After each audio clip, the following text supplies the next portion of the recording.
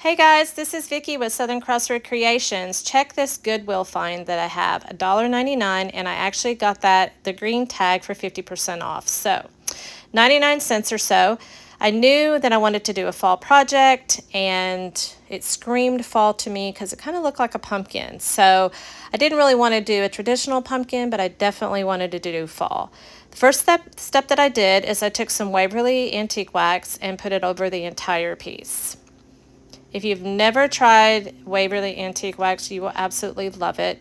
It will make your piece, whatever it is, whatever wood piece that you use, make it look stained. So you can tell as I wipe this off, I did do both sides. I did not paint the other side that we're going to do here in just the video in just a minute. But the next step I wanted to do is dry it completely to make sure that there were no wet spots on it. The next step is the Waverly chalk paint, and this is in Snow White. And what I did is this technique here is I wanted the wood to show, but I wanted to give it some, you know, kind of vintage rustic vibes. And so I kind of put the paint on there just kind of sporadically. And then I also, once the paint is on there and it's kind of what you want, I always take a little bit of sandpaper and sand the paint once it dries, obviously, and it kind of blends the paint in a little bit. Again, I go ahead and dry this afterwards, and then you'll see it sanded. And that is the sanded piece. So you'll notice that the really dark areas of white are now blended in.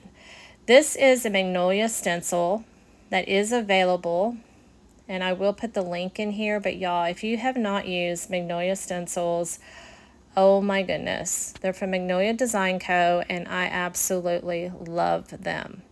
I use them in a lot of my pieces now just because they just come out so beautiful. They are reusable.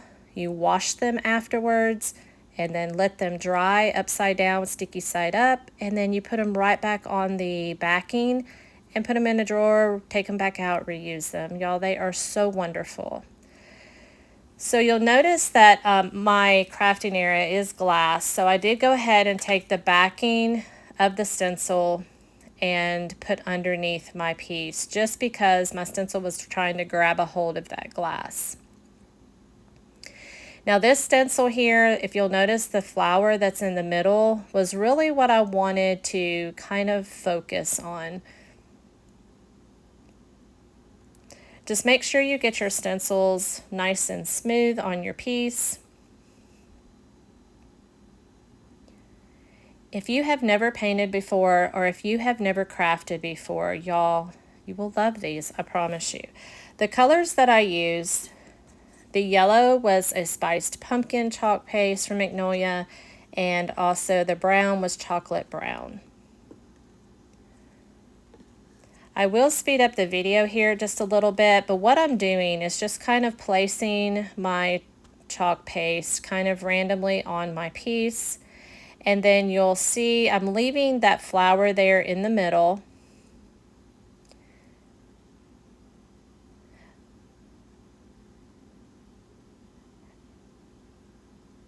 I did want to take this just a quick minute to tell you thank you so much for being on my page. I truly appreciate each and every one of you. If you do like this video, please pass it down the road for me, which kind of means share. And we are not allowed to say share on Facebook, but in the video it's okay.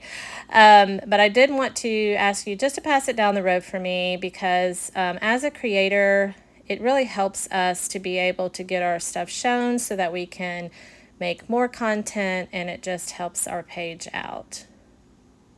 And please let me know where you're from. I always love to know where you're from, and if you're watching on replay, just do hashtag replay for me, and make sure you comment. I would just love to hear from you. So as you see, I've sped the video up, and I'm just kind of staying away from that main flower there, and doing the brown all the way around it. And once I get super close, then I do take a paintbrush and go in those little places that I want to make sure that I stay away from the other part of the flower.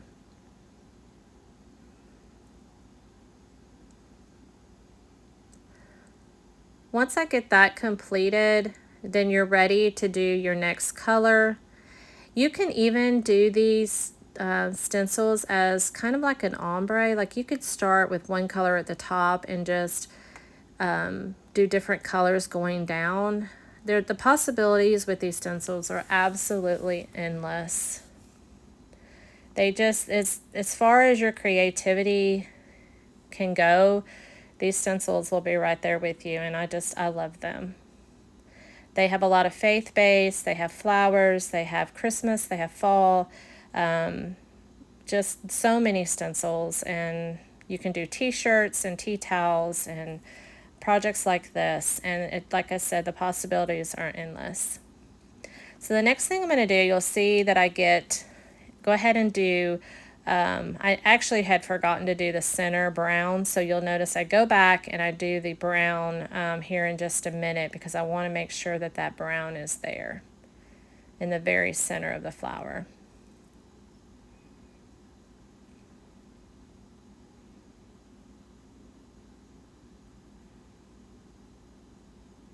And to me, these colors just absolutely scream fall. And so I wanted to make sure that I had some of those colors for this particular reason. So I go back and I do the very center of the flower to make sure that that comes out brown. The great thing about these stencils is they're like a screen. So if you're a Silhouette user or a Cricut user, I do Silhouette and I absolutely love my Silhouette. But the thing with Silhouettes is it's kind of a one and done when you're working with vinyl. That's why I absolutely love these stencils, and they made sense for me to incorporate those into my business, because they're reusable, they're money saving. If you're like me, you can take one stencil and do multiple projects with it. I've even heard people use these stencils, 30 plus times. So you obviously get your money out of the stencils, and it just made sense for me to showcase these and offer these to you.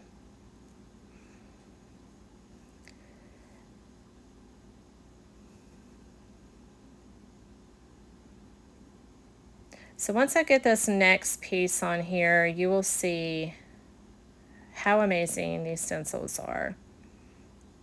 And everything is in the detail.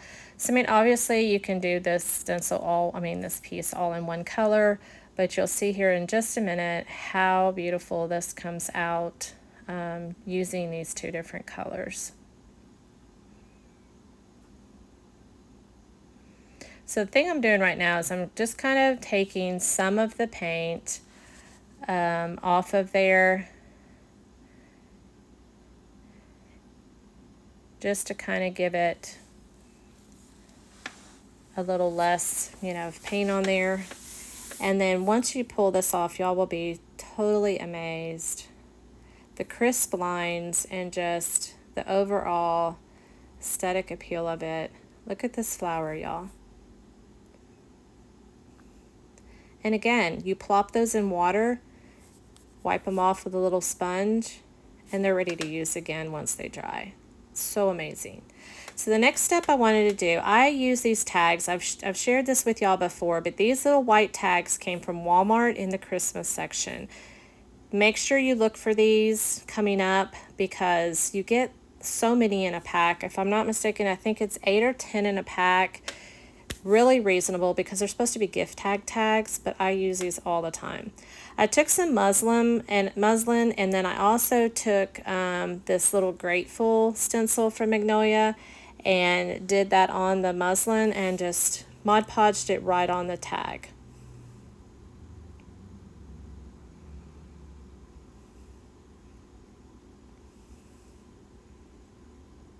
So super cute. And I did use the same color as the flower. The next thing I wanted to do is take a ribbon, and I just pinched it together. I did 2 of those Just folded it back to back.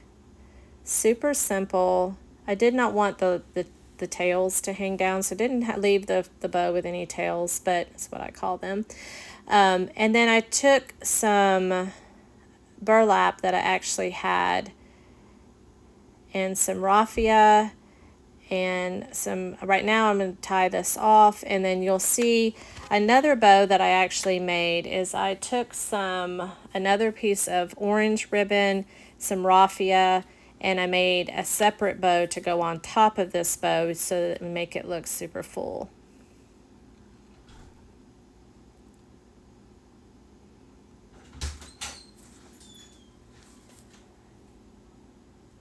So as you see, I'm just fluffing it up for you, and then I will take the other bow that I made and actually put that on top of there and tie it to the piece.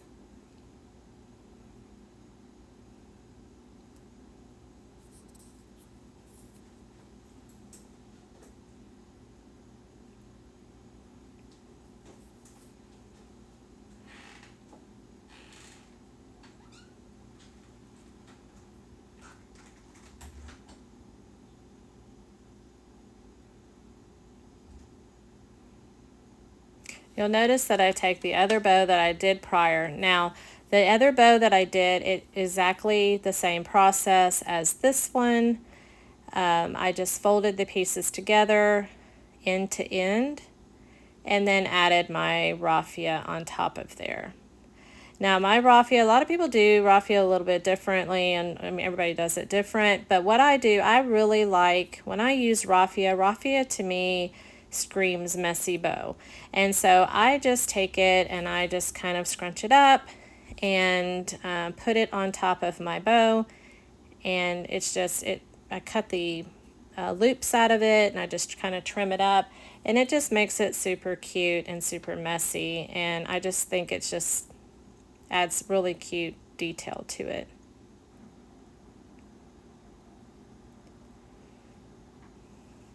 So this is the other bow that I was talking about. As you can see, same style. I just took the pieces and added them together, and then I put the raffia on there.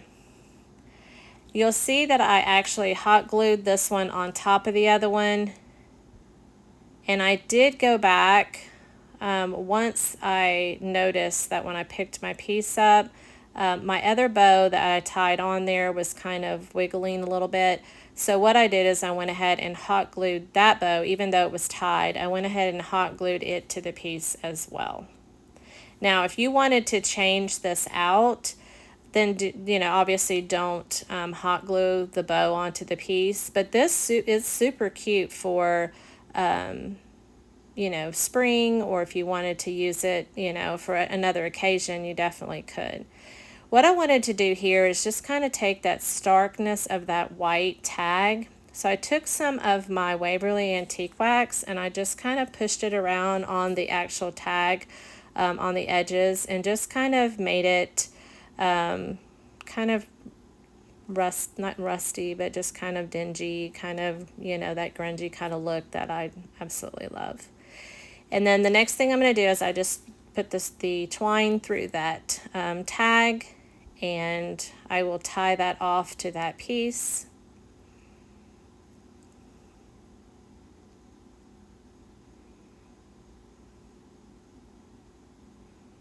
And you'll notice here is what I was talking about. My bow just kind of started flipping around on me because of the neck of that piece.